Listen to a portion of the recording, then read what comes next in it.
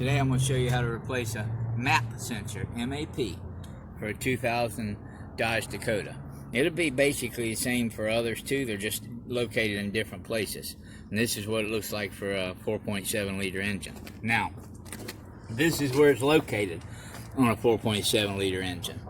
And the first thing you want to do, very carefully, because these plugs are old, remember it's a 2000, you push in, probably use a screwdriver, a little screwdriver.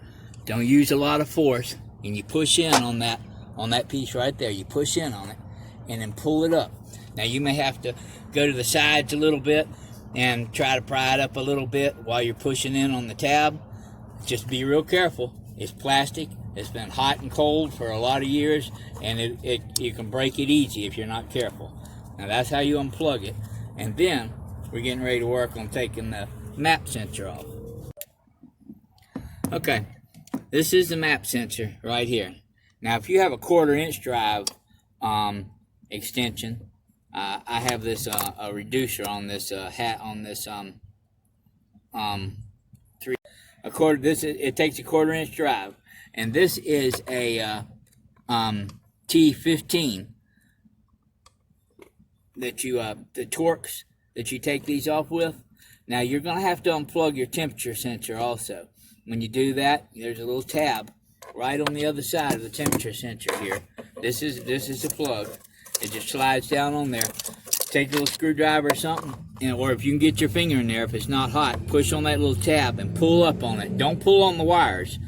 Grab it with your fingers. Grab the part that plugs in, the plastic part, and pull it up with your fingers, or you can use like a pair of needle nose or something that you can't get a lot of torque on, because if you press in too much on that, you'll break your plug, and then you'll have a mess on your hands. You don't want to break your plug, but you're gonna have to unplug that more than likely to get to that. Now, if you have a 1/4-inch drive ratchet and a 1/4-inch drive extension, you may be able to get around that plug, but it's easier if you can move that plug.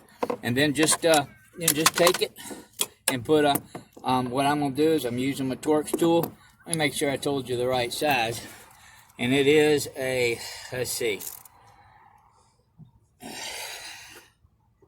yes, a T15, Torx 15. And you'll put it in there and screw them out delicately. Just be real careful working up here. The intake is plastic, or the plenum's plastic, and the sensor is plastic, the MAP sensor, everything's plastic, so just be very careful. Okay, we're turning it out. This is a, like I said, this is a T15 1/4-inch drive, and what you'll do is you'll put it in there, and then you'll just turn it. You'll turn it. Just be gentle with it, and you probably should hold a magnet to the screw. I have a magnet I'm gonna hold to it, because that way it doesn't fall down into the intake. Okay, as I was turning it out, right when I finished, I have a magnet right here.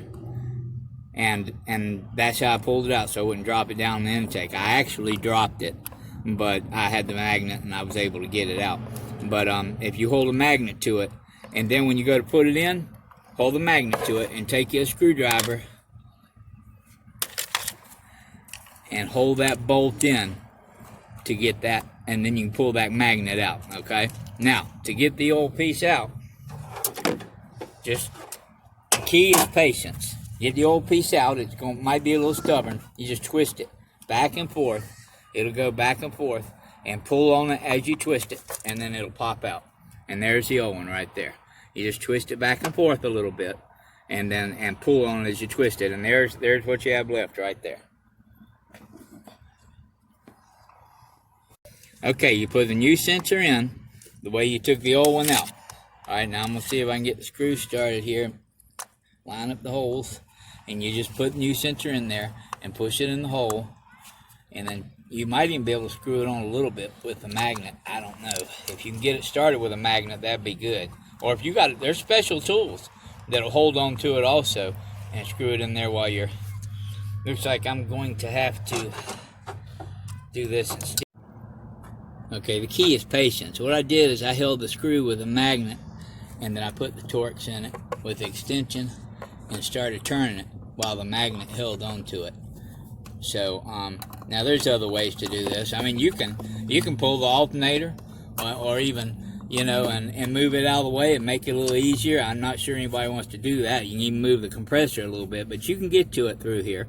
So anyway, I held it with a magnet from the top, and I put the Torx in it and just started screwing it in. Now I'm taking the magnet off and I'll screw it all the way in. Now when you tighten these down, you don't have to torque them. You know, you're just going into plastic. There's a little brass plugs in there that it screws into, but don't torque them down too tight. Just tighten them enough where it'll hold this little light plastic sensor in, and that's all you need. You don't have to put a lot of muscle behind it. Remember, you're dealing with plastic.